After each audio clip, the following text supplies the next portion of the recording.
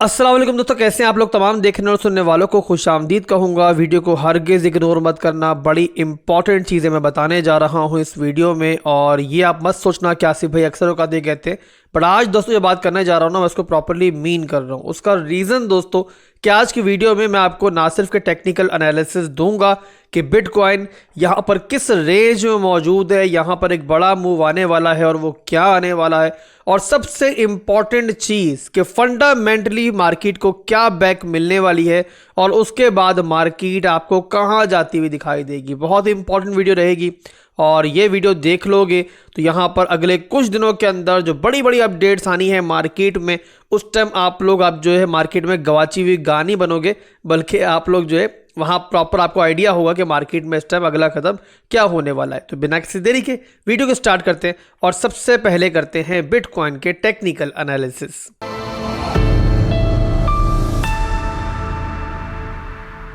तो बीटीसी का चार्ट दोस्तों मेरे सामने ओपन है डेली टाइम फ्रेम के अंदर। सबसे पहले जल्दी से मैं आपको यहाँ पे ट्रेंड बता दूं कि डेली टाइम फ्रेम के अंदर ट्रेंड हमारा क्या चल रहा है।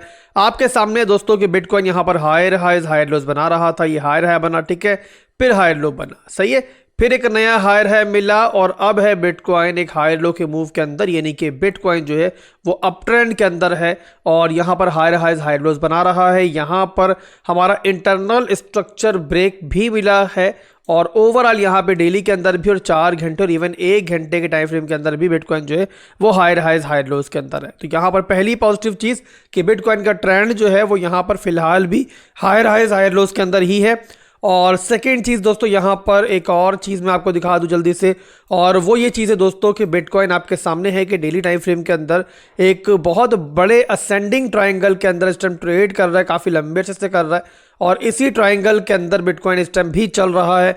और ऊपर का जो ये आपको मूव दिखाई दे रहा है ये है एक फेक आउट, और ये होती है फेक आउट जो होता है वो नॉर्मली एक्सचेंजेस और मार्केट मेकर्स का गेम होता है। तो इसको आप इग्नोर करोगे, इसको काउंट नहीं करोगे और ओवरऑल फिलहाल भी जो हमारा असेंडिंग ट्रायंगल है वो यहाँ पर इंटैक्ट है। आप यूँ समझ लो दोस्तों कि बिटकॉइन इस टाइम रनवे के ऊपर खड़ा हुआ है, पूरा इसके सामने एयरपोर्ट तैयार है टेक्निकली, और यहाँ पर सिर्फ बिटकॉइन के उड़ने की देर है।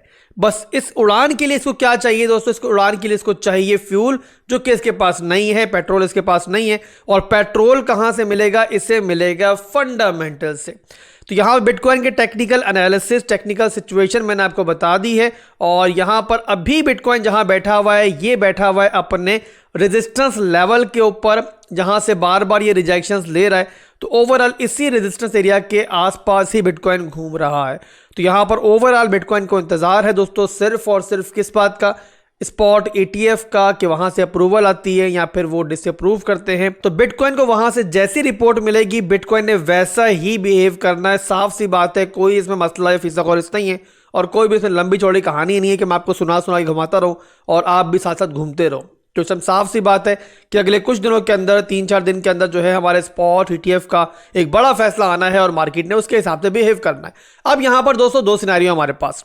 एक सिनेरियो वो है जो मार्केट के 90% एनालिस्ट एक्सपेक्ट कर रहे हैं कि स्पॉट ETF जो है वो आने वाले 2-3 दिन के अंदर जो है वो मंजूर हो सकता है। 10-11 को ये हमारे पास खबर आ सकती है कि स्पॉट ETF जो है वो मंजूर होने जा रहा है। अगर ऐसा होता है तो बिटकॉइन आपको स्ट्रेट फॉरवर्ड जो है वो जंप लेता हुआ दिखाई देगा, पंप करता हुआ दिखाई देगा।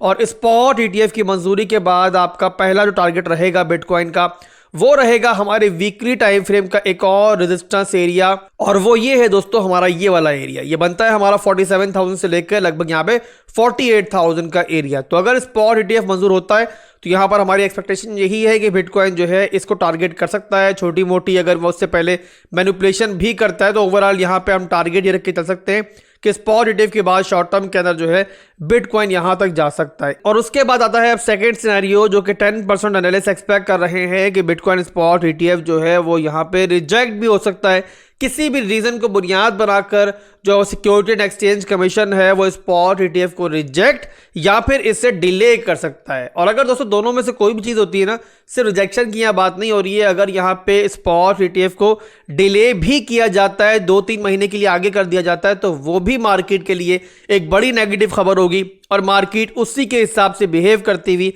इस असेंडिंग ट्रायंगल को आपको ब्रेक डाउन करती हुई दिखाई देगी। ब्रेक डाउन होगा तो जाहिर सी बात है हमारी ये सपोर्ट जो है ये खतरे में पड़ जाएंगी और यहां पर बिटकॉइन जो है इनको तोड़कर इवन यहां पर आपके 38,000 के एरिया तक भी जा सकता है, जिसके चांसेस जाहिर सी बात है फिलहाल के लिए इसलिए कम है कि यहां पर मार्केट का ज्यादातर जो हिस्सा है वो ये एक्सपेक्ट कर रहा है कि स्पॉट ईटीएफ जो है वो यहां पर मंजूरी की तरफ जाएगा। बट मैंने पहले भी हमेशा आपको बताया है कि चाहे 1% भी किसी चीज का चांस है ना, तो मार्केट में आपने उसको भी मद्देनजर रखना है। और जब आप लोग दोस्तों नेगेटिव सिनेरियो को मद्देनजर रखोगे तब भी आप लोग अपने रिस्क मैनेज करोगे और तब भी ऐसा होगा कि आप लोग फोमो में नहीं आओगे। क्रिप्टो मार्केट में दोस्तों सबसे बुरी चीज जो आपके पोर्टफोलियो के लिए है वो है फोमो। तो फोमो कभी मत करो और हमेशा मार्केट के तमाम सिनेरियोस को और तमाम नताइज को मद्देनजर रखकर ही मार्केट में आगे बढ़ा करो। इसके अलावा एक और चीज भी आप लोग देख रहे होंगे इन दिनों के अंदर कि बिटकॉइन यहाँ पंप करता है थोड़ा बहुत, तो ऑल्ट कॉइन्स के अंदर यहाँ पे इतनी बड़ी मूवमेंट दिखाई नहीं देती। बट जहां पर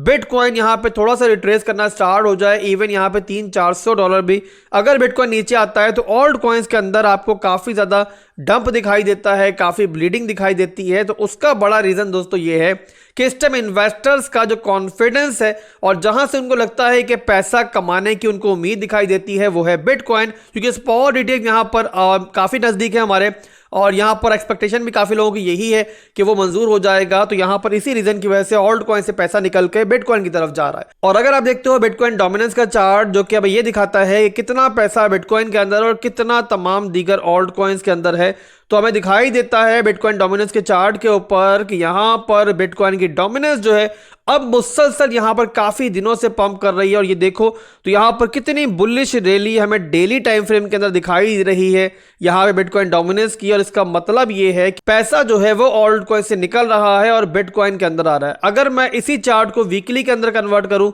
तो फिर आपको प्रॉपरली दिखाई देगा कि यहां पर लास्ट 7 to 8 डेज के अंदर ही बिटकॉइन की डोमिनेंस जो है वो काफी ज्यादा पंप हुई है। 51.60 से बढ़कर इस टाइम जो डोमिनेंस चल रही है वो चल रही है 54.03%। और याद रखो कि डोमिनेंस के अंदर बिटकॉइन के डोमिनेंस के अंदर 3-4% का फर्क जो है ना वो काफी बड़ा फर्क एक होता है। और खास तौर पर जब वो 6-7 दिनों के अंदर आ जाए तो इसका मतलब यही होता है कि कॉन्फिडेंस जो है वो इन्वेस्टर्स का वो इस टाइम बिटकॉइन के ऊपर चल रहा है। और इसी रीजन की वजह से आपको ऑल्ट कॉइन्स जो है वो इस टाइम ब्लीड होते हुए दिखाई दे रहे हैं। और आगे एक्सपेक्टेशन भी यही है कि अगर यहाँ पे ETF जो है वो मंजूर होता है तो डोमिनेंस जो है वो आपको मजीद भी पंप करती हुई दिखाई दे सकती है। बिटकॉइन पंप करेगा तो ऑल्ट कॉइन्स आपको स्टेबल तो दिखेंगे बट यहाँ पर शायद उतना पंप करता हुआ ना दिखे जितना बिटकॉइन पंप कर रहा होगा। तो मेरे भाइयों यहाँ पर पूरी तरीके से टेक्निकल्स को छोड़कर इस टाइम आप लोग फंडामेंटल्स पर नजर रखो।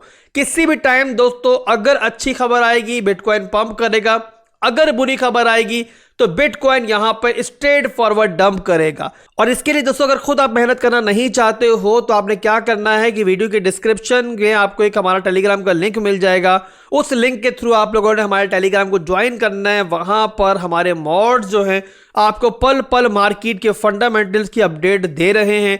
कोई भी खबर आती है, कुछ भी अपडेट आती है मार्केट से फंडामेंटली, तो मेरे मॉड जो है फौरी तौर पे वहां पे शेयर करते हैं। टेलीग्राम को ज्वाइन करो ताकि आप लोग भी मार्केट से बाखबर हो और कोई भी खबर आती है, कोई भी अपडेट आती है तो उसके हिसाब से फौरी तौर पे मार्केट के अंदर रिएक्ट कर सको। तो ओवरऑल दोस्तों फंडामेंटल्स मार्केट में काफी इस टाइम हॉट चल रहे हैं। अगर आप लोग तमाम इस टाइम बड़ी बड़ी न्यूज एजेंसीज को देखो तो सबकी हेडलाइंस जो है वो ओवरऑल यहाँ पे स्पॉट ETF के इर्द गिर्द ही घूम रही हैं। ज्यादातर अपडेट्स जो है मार्केट में स्पॉट ETF को लेकर ही आ रही हैं। और इवन यहाँ पे अगर स्पॉट ETF की तरफ से कोई छींक भी मार देना तो फौरी तौर पे वो इस टाइम एक बड़ी अपडेट बन जाती है और मार्केट पर असरअंदाज भी होती है।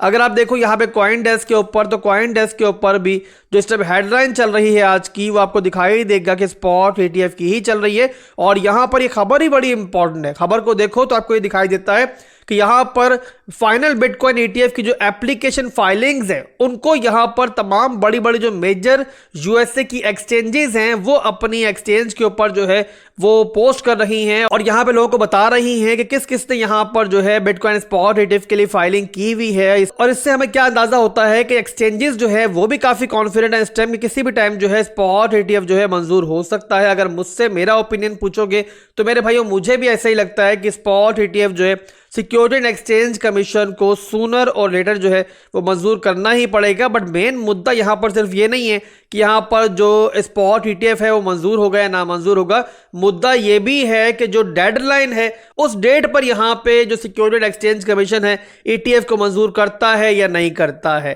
जैसे कि मैंने पहले आपको बताया कि सिर्फ रिजेक्शन ही मार्केट को डंप करने का बायस नहीं बनेगी, बल्कि अगर यहाँ पे सिक्योरिटी एंड एक्सचेंज कमीशन इसको डिले कर देता है, पोस्टपोन कर देता है, 2-3 महीने आगे कर देता है, तब भी यहां पर मार्केट के अंदर जो है काफी नेगेटिविटी आएगी इस चीज को लेकर। तो ओवरऑल यहां पे वीकेंड के स्टार्ट पे मैंने जरूरी समझा कि वीडियो बनाकर आपको मार्केट की जो एक्चुअल सिचुएशन है फंडामेंटली भी और टेक्निकली भी वो आसान सी जुबान में बता दी जाए। और वीडियो के स्टार्ट में जो टेक्निकल एनालिसिस मैंने आपको दिए हैं उसमें भी आपको यही समझाने की ट्राई की है कि आपको यहां पे ये आइडिया हो जाए कि आखिर मार्केट यहां पर एक छोटी सी रेंज के अंदर क्यों स्क्वीज होती जा रही। काफी दिनों से अगर देख रहे हैं हम लोग मार्केट को तो यहां पे डेली टाइम फ्रेम के अंदर हमें 3 से 4 कैंडल जैसे दिखाई दे रही हैं कि बिटकॉइन एक बहुत छोटी सी रेंज में इंट्राडे के अंदर भी सिमटता चला जा रहा है। तो अभी के लिए दोस्तों बस इतना ही था। चैनल पे फर्स्ट टाइम आए थे तो फौरी तौर पर जाके चैनल को सब्सक्राइब कर लो, बेल आइकन पर क्लिक करना मत भूलना ताकि नोटिफिकेशंस जो है आपको टाइम नहीं मिल जाए। और वीडियो को लाइक और वीडियो पे कमेंट करना भी मत भूलिएगा। अल्लाह हाफिज।